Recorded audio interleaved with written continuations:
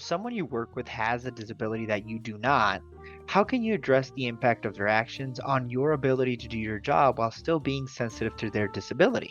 For example, if you feel the strain of work you're assigned, or the coworker doesn't deliver on assignments because of being out due to the disability, or they need to not work on or stop working on an assignment because of it, how do you handle accountability? I feel for their challenge, and I can understand that, but I also feel the strain on my own ability to handle the workload. I feel like I can't speak up because I don't have the disability. The boss doesn't seem to recognize the problems, the work just needs to get done. Absolutely. So this question, they hit it on the head, that last sentence, is the boss doesn't seem to see the problem. Now, this is not a coworker to coworker thing, because that is what's causing the tension. What this is a mismanagement or not addressing it at the supervisory level. Now, when we have pendulum swings, like we often do in diversity, equity, inclusion, and access work, this is what happens.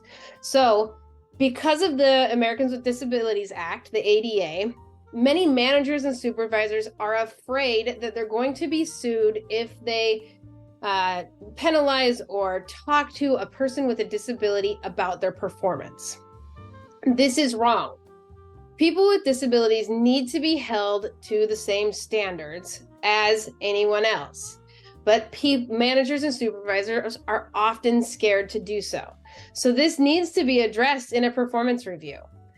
If there are jobs and tasks that this person is supposed to be doing in the job description, so we want to make sure that's all accurate and correct, and they're not doing it with reasonable accommodation, and they're not completing those tasks, that's not okay. If this was addressed properly, the manager or supervisor would be doing a performance review, a performance evaluation, and saying, you are not meeting standards on this. Are there accommodations that we need to put in place? Is there something else going on, etc.? And so manager and supervisor training for the performance review process is vital inside organizations, or this is what starts to happen. People are scared. They feel bad for the person, which that person needs to step up and do their job with reasonable accommodations. And that means whatever that looks like for them.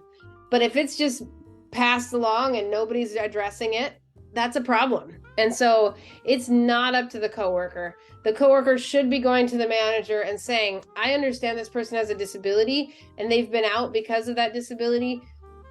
But what are we going to do about that? Is it a job share? Is it something else? Because this isn't okay for the organization and it's not fair to the other person.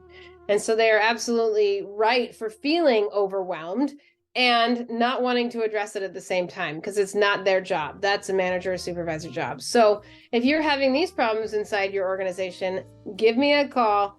We need to get your managers and supervisors trained on performance evaluations.